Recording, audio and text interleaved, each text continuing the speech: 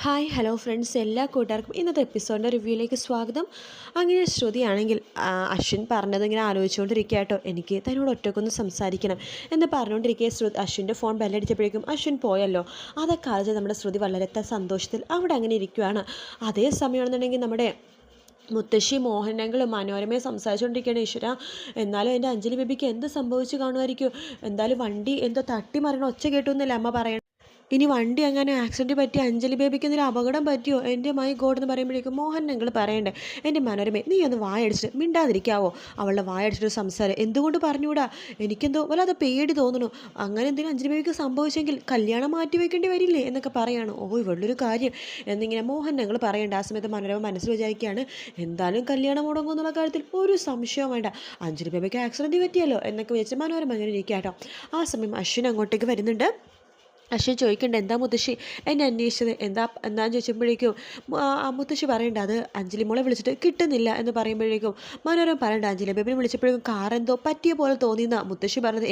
എന്താ മുത്തശ്ശി ഞാൻ ഈ കേൾക്കണത്? മുത്തശ്ശി എന്തൊക്കെ പറയണത്? അതേ മോനെ, അവനിങ്ങനെ സംസാരിച്ചുകൊണ്ടിരിക്കാതെ കാറിൽ നിന്നോ ഫോൺ വീഴുന്നതോ പതുക്കി ഓടിക്കാൻ വേണ്ടി ഡ്രൈവറോട് അവൾ പറയണതോ എന്തൊക്കെയോ ഞാൻ കേട്ടിരുന്നു. എന്നിട്ട് നിങ്ങളെന്താ ഇതിനോട് നേരത്തെ പറയാതിരുന്നത് എന്ന് ചോദിക്കുമ്പോഴേക്കും മുത്തശ്ശി പറയണ്ട, അത് നിനക്ക് വിഷമമെന്ന് വെച്ചിട്ടാണ് പറയാതിരുന്നത്. ഷു, എന്നാലും ഇനിയിപ്പോൾ എന്താ ചെയ്യുക എന്ന് ഇങ്ങനെ സംസാരിച്ചുകൊണ്ടിരിക്കുന്ന അശ്വിൻ്റെ ഫോണിലേക്ക് പോലീസിൻ്റെ ഒരു കോൾ വരും കേട്ടോ. അശ്വിൻ്റെ ഫോൺ എടുക്കുന്നുണ്ട്. ഹലോ, ഇത് അശ്വിൻ സാറാമല്ലേ? അതെ, അശ്വിൻ സാറാമാണ്. ഞാനിവിടത്തെ പോലീസ് സ്റ്റേഷനിൽ നിന്ന് എസ് ഐ ആണ് വിളിക്കുന്നത്. പറ സർ, എന്താണെന്ന് ചോദിക്കുമ്പോഴേക്കും അത് നിങ്ങളുടെ സിസ്റ്റർ സഞ്ചരിച്ച വാഹനമാണോ? KL എന്ന് തുടങ്ങുന്ന നമ്പർ പറഞ്ഞു കൊടുക്കുകയാണ്. അതെ, അതെൻ്റെ സിസ്റ്റർ ഇന്ന് അമ്പലത്തിൽ പോയ വാഹനമാണ് സർ. എന്ത് പറ്റി? ആ വാഹനം ഒരു അപകടം സംഭവിച്ചു എന്ന് പറയണം. എന്ന് പറഞ്ഞിട്ട് അശ്വിൻ ആകെ ഞെട്ടിപ്പോവാട്ടോ. നിങ്ങളെ പേടിക്കൊന്നും വേണ്ടായോ സർ? എൻ്റെ ചേച്ചിക്ക് എങ്ങനെ ഉണ്ടെന്ന് ചോദിക്കുമ്പോൾ ചേച്ചിക്ക് വലിയ പരിക്കൊന്നുമില്ല, ചെറിയ നിസ്സാരമായിട്ടുള്ള പരിക്കുകൾ മാത്രമേ ഉള്ളൂ. പക്ഷേ ഡ്രൈവർക്ക് കുറച്ച് സീരിയസ് ആണ്. ഇവിടെ ICUവിൽ അഡ്മിറ്റ് ചെയ്തിരിക്കുക എന്ന് പറയാണ്. ചേച്ചീൻ്റെ അടുത്തുള്ള ഗവൺമെൻറ് ഹോസ്പിറ്റലിൽ കാണിച്ചു. ഇപ്പോൾ അവർ വീട്ടിൽ പോകണമെന്ന് പറഞ്ഞാൽ ബഹളം ഉണ്ടായിക്കൊണ്ടിരിക്കുകയാണ്. വേറെ പ്രശ്നമൊന്നുമില്ലെന്ന് പറയാണ്. ഞാനിപ്പോൾ അങ്ങോട്ട് വരാൻ സാർ എന്ന് പറയുമ്പോൾ അതിൻ്റെ ആവശ്യമൊന്നുമില്ല, ഞങ്ങൾ സ്റ്റേഷനിലെ വണ്ടിയിൽ തന്നെ അവിടെ കൊണ്ടാക്കിക്കോളാം എന്ന് പറയാണ്. ഓക്കെ സാർ, താങ്ക് യു എന്ന് അശ്വിൻ പറയുന്നുണ്ട്. അശ്വിൻ ആകെ വിഷമിച്ചിങ്ങനെ ഇരിക്കുക കേട്ടോ. പിന്നീട് കാണിക്കുന്ന ശ്രുതിനെയാണ്. ശ്രുതിയാണെങ്കിൽ ഇങ്ങനെ അവിടെ തന്നെ നിൽക്കുന്ന സമയത്ത് പെട്ടെന്ന് പുറകിലേക്ക് തിരിയുമ്പോഴേക്കും ആ ഒരു കണ്ണാടി ഉണ്ടല്ലോ, പൊട്ട് വെച്ചിരുന്ന കണ്ണാടി, ആ കണ്ണാടിയിൽ ഇങ്ങനെ എഴുതിയിരിക്കുകയാണ് മുകളിലേക്ക് വരണമെന്നിങ്ങനെ എഴുതി വെച്ചിരിക്കുക കേട്ടോ. അത് മ്പോഴേക്കും ശ്രുതി ഇങ്ങനെ മനസ്സിൽ വിചാരിക്കുകയാണ്, ഇത് അശ്വിൻ സാറായിരിക്കും എഴുതിയത്. അശ്വിൻ സാറാണ് എൻ്റെ മുകളിലേക്ക് വരാൻ പറഞ്ഞത്. ഇല്ല, ഞാൻ പോകില്ല, അങ്ങനെ പോയാൽ ശരിയാവില്ല.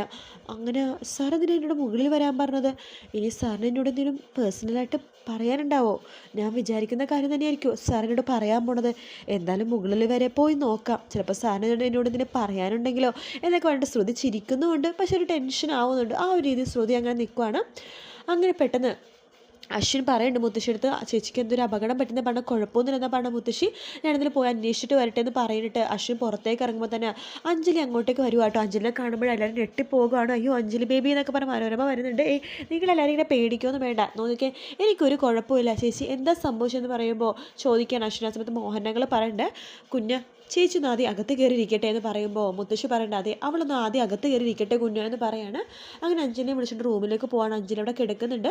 ആ സമയത്ത് മനോരമ പറയണ്ട, അഞ്ജലി ബേബി ഞാൻ കുറച്ച് ജ്യൂസ് തന്നെ എടുത്തുകൊണ്ട് വരാമെന്ന് പറഞ്ഞിട്ട് അടുക്കളയിലേക്ക് പോകുക കേട്ടോ.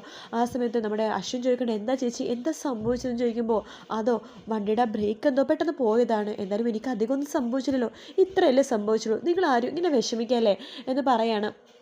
ആ സമയത്ത് നമ്മുടെ അശ്വിൻ്റെ മുഖമൊക്കെ ആകെ മാറുക കേട്ടോ. അഞ്ജലിയുടെ അടുത്ത് ചോദിക്കണം, എന്നാലും ബ്രേക്ക് ഇങ്ങനെ പെട്ടെന്ന് പോയി, അത് വണ്ടിയല്ലേ മുത്തശ്ശി, അങ്ങനെ ബ്രേക്കൊക്കെ പോകുമല്ലോ, എന്നാലും എനിക്ക് ഇത്രയല്ലേ സംഭവിച്ചുള്ളൂ, പിന്നെ എനിക്കിങ്ങനെ സംഭവിച്ച കാര്യം പ്രീതിയുടെ വീട്ടുകാരെ അറിയണ്ട കേട്ടോ, അറിഞ്ഞില്ല അവർക്ക് ആകെ വിഷമമാകും, അതുകൊണ്ട് ആരെയും അറിയിക്കേണ്ട. അല്ല, ശ്യാമേട്ടൻ എവിടെ എന്ന് ചോദിക്കുമ്പോഴേക്കോ എനിക്ക് പറയണ്ട, ശ്യാമേട്ടൻ ഇവിടെ ഉണ്ടായിരുന്നു എന്ന് പറയാണ്. ശ്യാമേട്ടനോട് ഇപ്പം ആരും കാര്യമൊന്നും പറയണ്ട കേട്ടോ, എല്ലാവർക്കും ഭയങ്കര വിഷമവും. എനിക്ക് നോക്കിക്കേ, ഒരു കുഴപ്പമില്ല, ഈ മുറിവൊക്കെ 2 ദിവസം കഴിയുമ്പോഴേക്കും ഉണങ്ങിക്കോളും, ആരും വിഷമിക്കുമെന്ന് വേണ്ട. എനിക്കിങ്ങനെയൊക്കെ സംഭവിച്ചത് കൊണ്ട് കല്യാണത്തിന് ഒരു കുറവുണ്ടാകാൻ പാടില്ല, അതിഗംഭീരമായിട്ട് തന്നെ കല്യാണം നടക്കണം. എല്ലാവരും വിഷമിക്കൊന്നും വേണ്ട, എല്ലാവരും കല്യാണത്തിലുള്ള ഒരുക്കങ്ങളൊക്കെ ചെയ്യും, ഒരു കുഴപ്പമില്ല എനിക്ക് എന്നൊക്കെ പറയണം. അങ്ങനെ മനോരമ ഒരു ഗ്ലാസ് ജ്യൂസൊക്കെ നമ്മൾ അഞ്ജലിക്ക് കൊടുക്കേണ്ട. അഞ്ജലി ആ ജ്യൂസൊക്കെ കുടിക്കേണ്ട ശേഷം എല്ലാവരും അങ്ങോട്ടും ഇങ്ങോട്ടൊക്കെ പോവാണ്.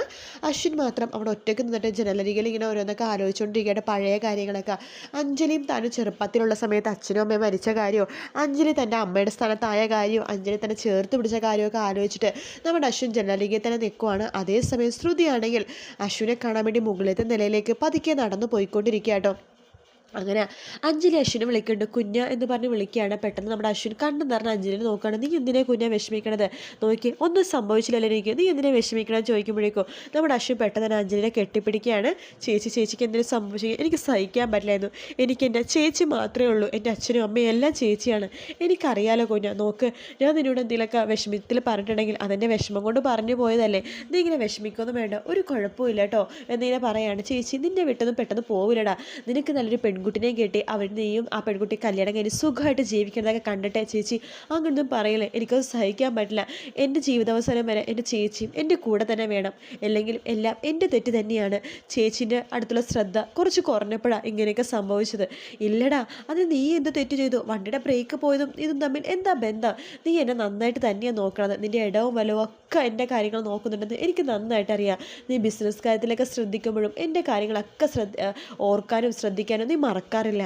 നീ ഒരു തെറ്റും ചെയ്തിട്ടില്ല കുഞ്ഞ, ദേ നോക്ക് ഇത്രയല്ലേ സംഭവിച്ചുള്ളൂ, വലിയ അപകടമൊന്നും ഉണ്ടായില്ലല്ലോ, അതോർത്ത് സമാധാനിച്ചൂടെ? ദൈവം നോക്കേ നമ്മുടെ കൂടെ ഉണ്ട്, അതുകൊണ്ടാണ് എനിക്ക് ചെറിയ പോറൽ മാത്രമേ ഉള്ളൂ, ഈ കൈ ഒന്ന് ചെറുതായിട്ട് പോറി നെറ്റില്ല ചെറിയൊരു മുറിവ്, പക്ഷെ എനിക്ക് വേദനയൊന്നും ഇല്ല കേട്ടോ കുഞ്ഞ. എൻ്റെ വേദന ഫുള്ളും നിങ്ങളെല്ലാവരും ഇങ്ങനെ വിഷമിച്ചിരിക്കണത് കാണുമ്പോഴാണ് എനിക്കൊരു കുഴപ്പമില്ലെന്ന് പറഞ്ഞിട്ട് നീ എന്തിനിങ്ങനെ വിഷമിക്കണ കുഞ്ഞ എന്നിങ്ങനെ ചോദിക്കുകയാണ്. ആ സമയത്ത് അഞ്ജലിയുടെ കാലിൽ വീണ് പൊട്ടിക്കരയാം കേട്ടോ.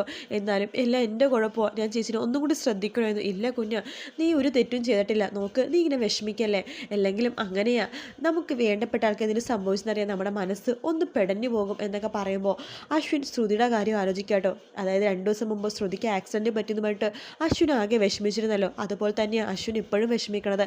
അങ്ങനെ അശ്വിന് മനസ്സിലാവാണ് ശ്രുതിനെ താൻ ഒരുപാട് സ്നേഹിക്കുന്നുണ്ട്, തൻ്റെ ചേച്ചിനെ പോലെ തന്നെ സ്നേഹിക്കുന്നുണ്ട് എന്നുള്ള സത്യം. അതിനുശേഷം കാണിക്കുന്ന ശ്രുതിനെയാണ്. ശ്രുതി മുകളിലത്തെ നിലയിലേക്ക് പോയിരിക്കുക കേട്ടോ. അവിടെ പോയിട്ട് നമ്മുടെ ശ്രുതി അശ്വിനെയും കാത്ത് അങ്ങനെ ഒറ്റയ്ക്ക് അവിടെ നിൽക്കുവാണ്. ആ സമയത്ത് തൻ്റെ ശ്രുതിയുടെ അടുത്തേക്ക് ആരും വന്നിട്ട് ശ്രുതിയുടെ മേത്തേക്ക്, അതായത് തോളിലേക്ക് ഇങ്ങനെ കൈ ഇങ്ങനെ വെച്ച് അമർത്തുന്നുണ്ട്. ശ്രുതി വിചാരിക്കും അശ്വിനാണെന്ന്. ആ ശ്രുതി ഇങ്ങനെ നാണത്തോടു കൂടി തന്നെ തല ഇങ്ങനെ കൊമ്പിട്ടിരിക്കുകയാണ്. കൈകൾ പതുക്കെ ശ്രുതിയുടെ മേത്തേക്ക് ഇങ്ങനെ അമർത്തുവാട്ടോ. ശ്രുതി വേഗം അശ്വിൻ തന്നെയാണെന്ന് വെച്ചിട്ട് നാണത്തോടു കൂടി തന്നെ ശ്രുതി ഇങ്ങനെ പതുക്കെ തിരിയാണ്. പതുക്കെ തിരിയുമ്പോഴേക്കും ശ്രുതി ആകെ ഞെട്ടിപ്പോവാട്ടോ.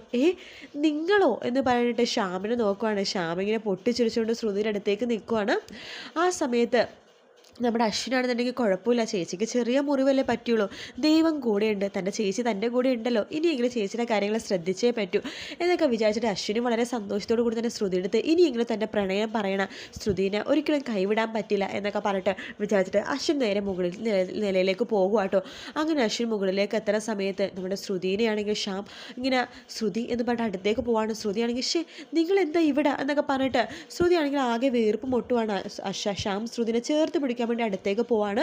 ആ സമയത്ത് അശ്വിനും അവിടേക്ക് വരുവാണ്. അങ്ങനെ 3 പേരും കൂടി ഒരു സമയത്ത് ടെറസിൽ നിൽക്കുന്ന ഭാഗത്തോട് കൂടിയിട്ടാണ് കേട്ടോ എപ്പിസോഡ് തീരുന്നത്. വീഡിയോ ഇഷ്ടപ്പെട്ടെങ്കിൽ ലൈക്ക് ചെയ്യുക, സബ്സ്ക്രൈബ് ചെയ്യുക, കമൻറ്റ് ചെയ്യുക. മറ്റൊരു വീഡിയോ ആയിട്ട് വീണ്ടും കാണാം. Take care, bye bye.